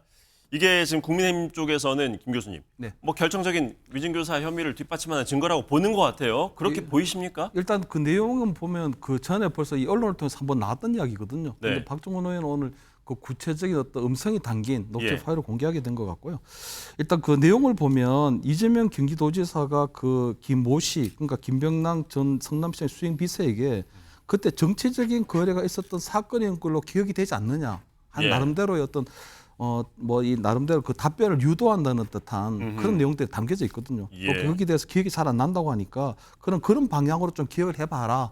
이런 식으로 조금 위증을 교사하는 듯한 위증을 어떤 부탁하는 듯한 그런 내용들이 담겨져 있는. 뭐 구체적으로 어떻게 해달라 이런 얘기까지는 나오지 없죠? 않았습니다. 그렇기 때문에 아마 이 내용이 녹취 파일이 아마 부분적으로 나온 것인지 아니면 전체적으로 더 많이 확보하고 있기 때문에 박정훈의 어떤 추가적인 녹취 파일이 공개될지는 알 수 없지만 현재까지 이걸로 봐서는 어떤 상당한 위증을 교사할 만한 상당한 정황 증거 정도는 되지만 구체적인 물증까지는 아직 나온 상태가 아니기 때문에 이런 부분에 대한 어떤 좀 더 구체적인 물증이라든가 이런 것들이 나와야 아마 이 부분에 대해서는 좀 더 논의가 계속되지 않을까 이렇게 보입니다. 뭐 경기도에서 또 오래 근무를 하셨던 우리 김지호 부대변인 입장에서는 받아들일 수 없는 주장일 것 같아요. 아니 근데 뭐 그냥 있는 대로 한번 기억도 되살려 보시고 이게 어떻게 위증 교사입니까? 그리고 당시 이재명 대표가 경기도지사였고 뭐 이분하고 개인적인 친분이 두터운 것도 아니고 뭐 그런 대면대면한 사이였는데 무슨 위증교사를 합니까? 제가 볼 때는 여권에서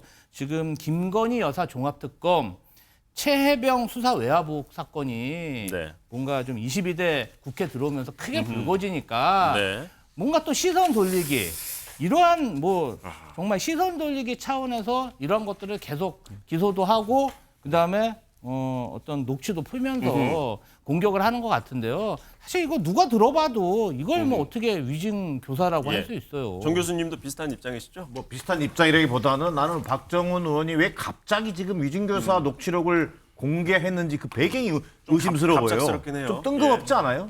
그 이유는 뭐냐면요. 지금 이재명 대표의 이화영 그 전 부지사 대북 성공관리 1심 재판 판결이 나오면서 이재명 대표의 어떤 뭐랄까 사법 리스크 이 부분이 지금 재점화되고 있는 상황이란 말이에요. 여기에 뭔가 어떤 위증교사 문제를 좀 다시 한번 제기해서 이재명 대표에게 좀 타격을 주려고 하는 이미지에 타격을 주려고 하는 그런 저는 의도가 보여진다. 그러나 위증교사 녹취록을 보니까 뭐 결정적인 증거가 나온 것도 없어요. 이를테면 앞서 여러 사람이 얘기했습니다만 뭐 있는 그대로 기억 좀 되살려보라. 위증교사의 결정적인 증거가 될 만한 녹취록이 없음에도 불구하고 자 여기 녹취록 있습니다 라고 하는 이른바 검찰의 나팔수 노릇하려고 하는 집권 여당의 의원일 수밖에 없다. 이렇게 해석할 수밖에 없는 거죠. 자 최진영 변호사님 법조인의 시각에서 봤을 때 어떻습니까 이 내용이요? 그렇습니다. 그럼 먼저 이제 위증이 뭔지를 알아야죠. 위증은 선서한 증인이 기억에 반해서 거짓 증언을 하는 겁니다.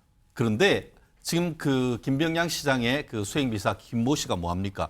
지금 이재명 전 성남시장이 그때 이렇게 나를 타겟으로 해서 그렇게 했지 않냐라고 하니까 이분이 아까 뭐라고 했습니까? 제가 그때는 그 자리에 있지 않았습니다.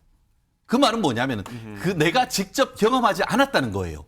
내가 직접 경험하지 않은 것을 그렇게 해달라고 요청하면 그게 위증교사인 겁니다. 그리고 더불어서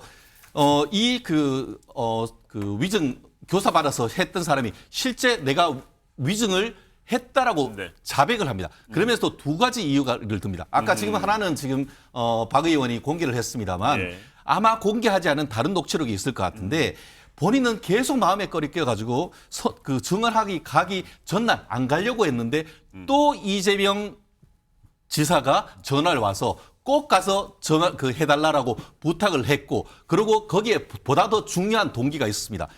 이때에 그 김모 수행비서가 뭘 하고 있었냐 하면은 이재명의 이 형님이라고 부르는 김인섭 씨, 한국하이징 얼마 전에 어떻게 보면 백현동 사건과 관련해서 실형 5년 받은 사람과 같이 일을 하고 있었는데 그때 이 백현동 사건이 잘 돼서 이 컨설팅 했는 것으로 해서 75억 원을 받도록 돼 있었습니다.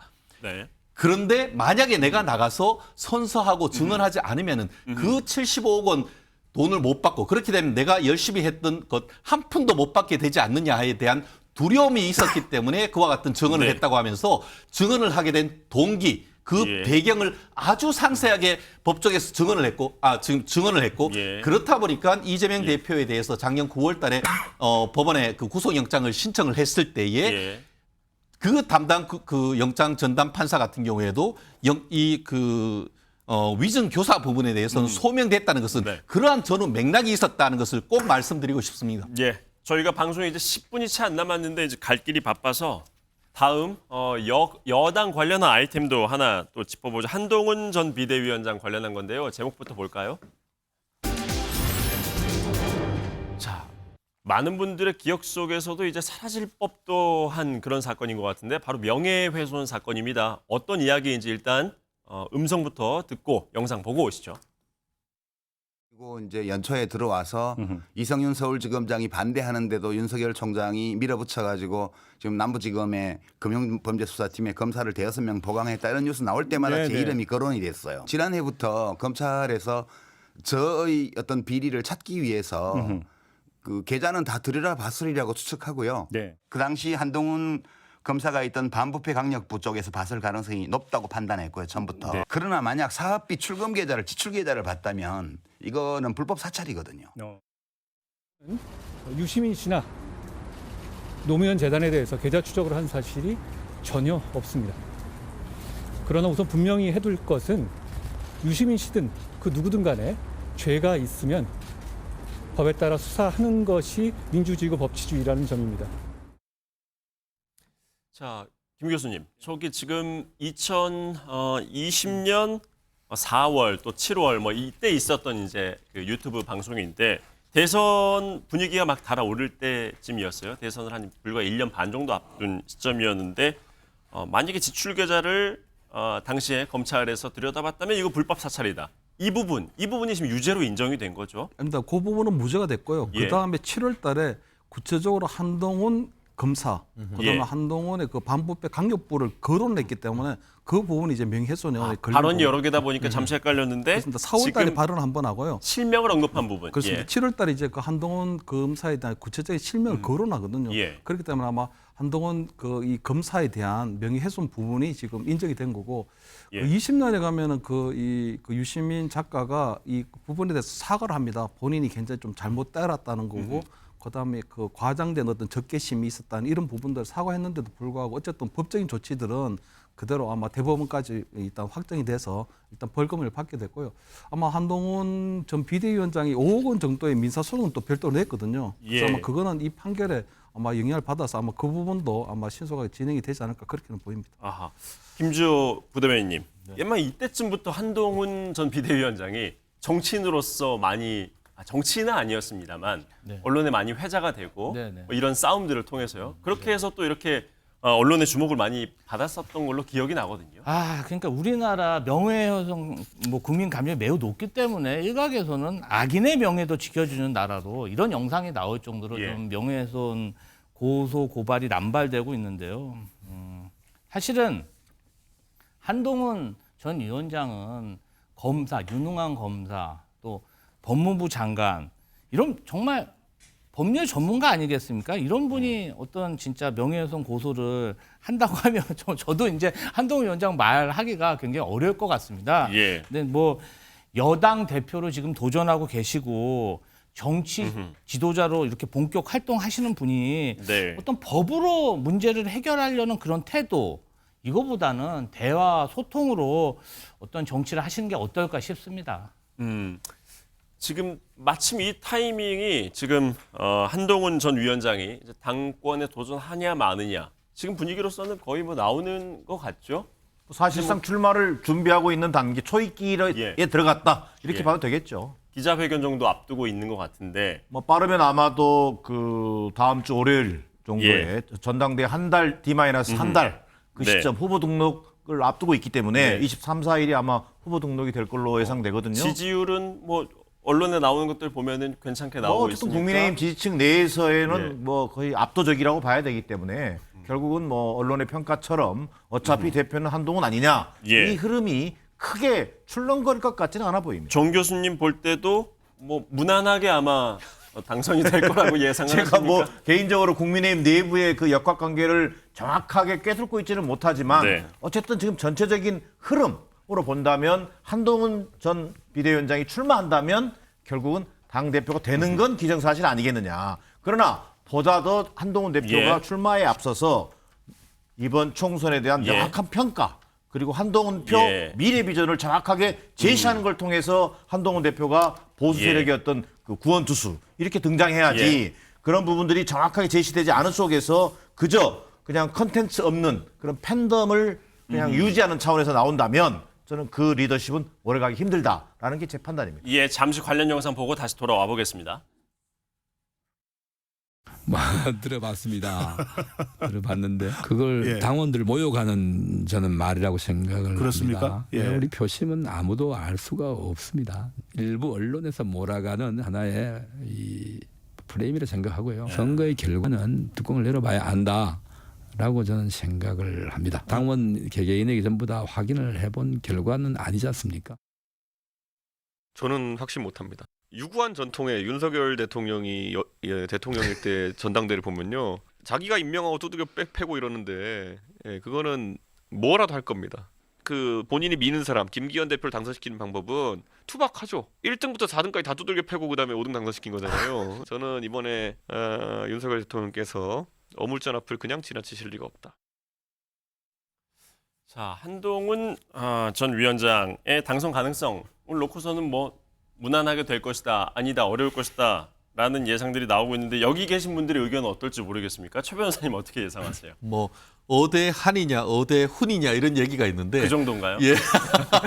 한이나 훈이나 같은 사람인 것 같아요. 네. 이른바 대안 부재론 내지 네. 대세론을 지금 잡고 있는 건 분명한 것 같고 문제는 누가 도전할 것이냐 이런 부분에 오히려 실무가들의 어떻게 보면 예측이 사실 지금 안철수 의원님 같은 경우에도 도전한다라고 했다가 사실상 이 불출마 선언을 하고 있는데 한 전 위원장 외에 예, 경쟁자로 그렇죠. 누가 오히려 도전할 경쟁자가 것이냐. 누굴지 예. 그것이 오히려 변수인 것이지 한동훈 아하. 전 비대위원장의 어떤 출마 내지 당선은 상당 부분 상수에 가까운 것이 아닌가 조심스럽지만 뭐 그렇게 예측합니다. 예, 김 교수님. 사실상 뭐 이제 한동훈 위원장이 거의 뭐 전당대 출마하는 건 예정돼 있는 사실 같거든요. 근데 저는 한동훈 위원장 이재명 어떤 정치적 라이벌로 예. 어떤 대표로 노는 게 아니고 지난 총선 때 보면은 그 뭐 국회를 세종시로 옮긴다. 그다음에 지하철 지상화한다. 메가시티 이런 굵직굵직한 정책들을 많이 냈거든요. 어떻게 보면 최근에 보면 오세훈 서울시장이 보면 이태원 참사에 있던 분향소를 또 옮기고 그런 갈등을 하고 갈등을 중재하고 사회적 합의를 이끌어낸 그런 부분들이 있거든요. 특히 뭐 가보면 여러 가지 밀리언 정책들도 만들어서 100만 서울 시민들이 참여한 그런 정책들도 만들어내기 정책 때문에 중심의 행보. 이번에 예. 한동훈 위원장도 볼 때 차기 전당대 출마할 때는 어떤 이재명의 라이벌로 또 이조 심판하는 그런 것들보다는 굉장히 정책을 만들어가는 그런 부분에 정책 경쟁을 벌이는 그런 예. 부분들이 됐으면 하는 생각입니다. 모든 정치인들이 사실 그렇게 나와주면은 좋은데 과연 그럴 것인가에 대해서는 이견이 있을 것 같아요. 한동훈 전 위원장이 오늘 뭐 바로 SNS에 오늘 유시민 작가의 관련한 판결을 보자마자 가짜뉴스의 피해자지만 민주당의 언론의 애완견처럼 협박하려는 시도에는 반대다 하면서 여기에서도 다시 이재명 대표를 또 공격을 했거든요.